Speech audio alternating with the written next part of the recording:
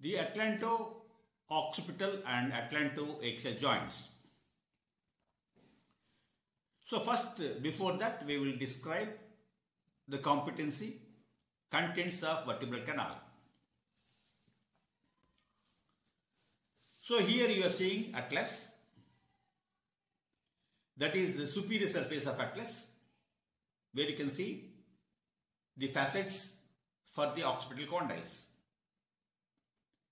which are elliptical in nature. And this is the cervical vertebra you are seeing. And this is the picture is showing the sacrum with the sacral hiatus. And this is the superior surface of sacrum showing the sacral canal. So first we will proceed to vertebral canal. So the vertebral canal boundaries. The vertebral canal is tubular and it is bounded by anteriorly by the vertebral body, as you can see in the picture. And in between the vertebral bodies there are intervertebral discs, and you can see one ligament that is behind the vertebral body, that is posterior longitudinal ligament that extends from skull to sacrum. Posteriorly, you can see it is bounded by lamina, and the line dark red that is shown is ligamentum flava. So posteriorly bounded by lamina of the vertebra and the ligamentum flava. Laterally, the boundaries include the pedicels of the vertebrae and large spaces in between them, that is intervertebral foramina. So lateral boundaries include intervertebral foramina and the pedicle. So these are the boundaries. And the extensions, the lower end is continuous with the sacral canal below, and the upper end is continuous with the foramen magnum above.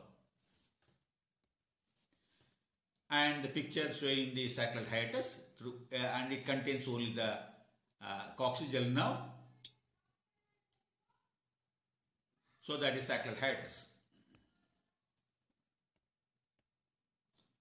Then contents. So contents include, as seen in the picture, spinal cord and meninges surrounding it, and also the nerve roots arising from spinal cord.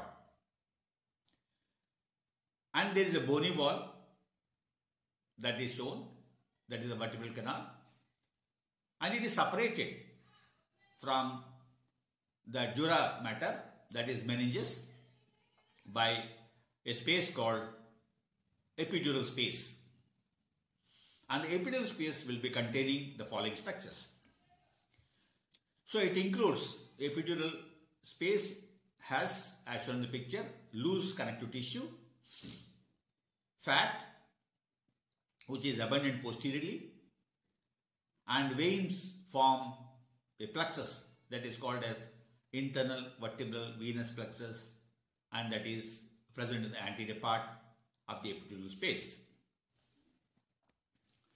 Then we go on to describe another competency, that is the movements, muscles producing movements in the atlanto-occipital joint and atlanto-axial joint. So first we will consider the atlanto-occipital joint. It is a synovial joint and variety is ellipsoid variety.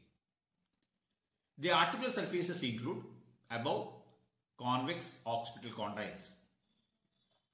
Below, as shown in the picture, concave superior articular facets of atlas. Then ligaments of the atlanto-occipital joint. As usual, synovial joint has fibrous capsule surrounding the joint, and there is one anterior atlanto-occipital membrane that is shown in the picture in front of the anterior arch of atlas. So it extends, anterior atlanto-occipital membrane extends from the anterior margin of foramen magnum above to the upper border of anterior arch of atlas below.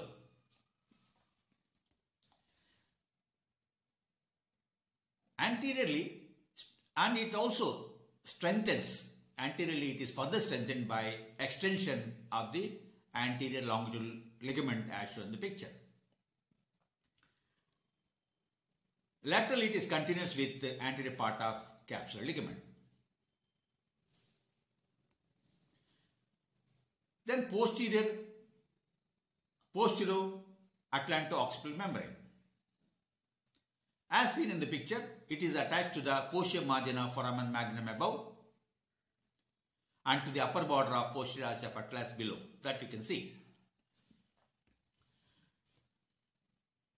Its inferolateral border is free and it arches over, as shown in the picture, vertebral artery and first cervical nerve, and it is also continuous with the capsular ligament.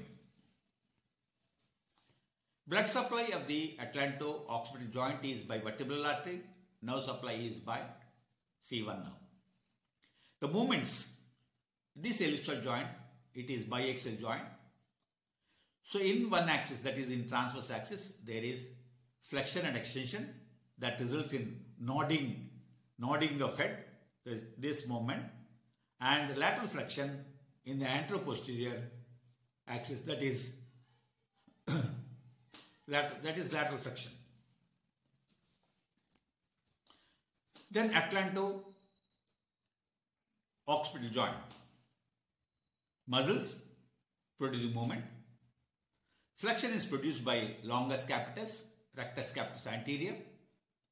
Extension is produced by rectus capitis posterior, major and minor, oblique, superior, semispinalis capitis, splenius capitis, and trapezius muscles.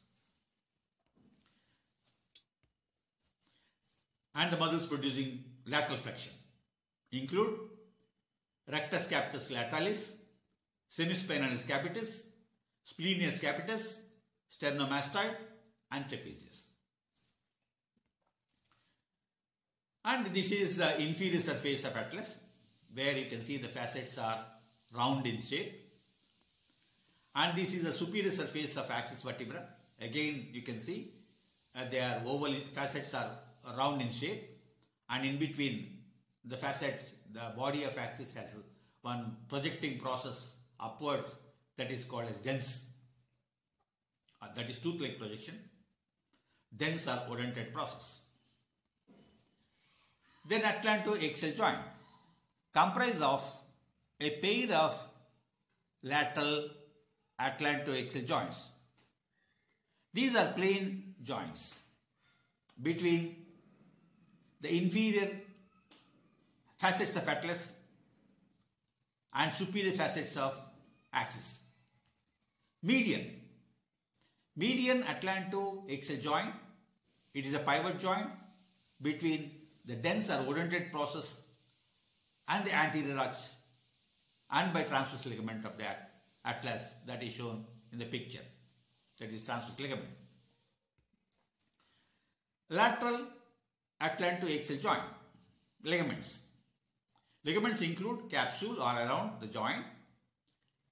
Then lateral part of anterior longitudinal ligament as shown in the picture, that is in front of the anterior arch, and also ligamentum flavum extension. The median atlanto-axial joint. So the capsule ligament is there anteriorly. Posterior part between the dens and transverse ligament, there is a continuous with the atlanto-axial joint. Atlanto-occipital joint. The main support is transverse ligament, which forms part of cruciate or cruciform ligament. Transverse ligament. It is attached on each side to the medial surface of lateral mass of atlas. In the median plane, some fibers extend upward to the basic occiput and downward to the body of axis to form what is known as cruciform ligament.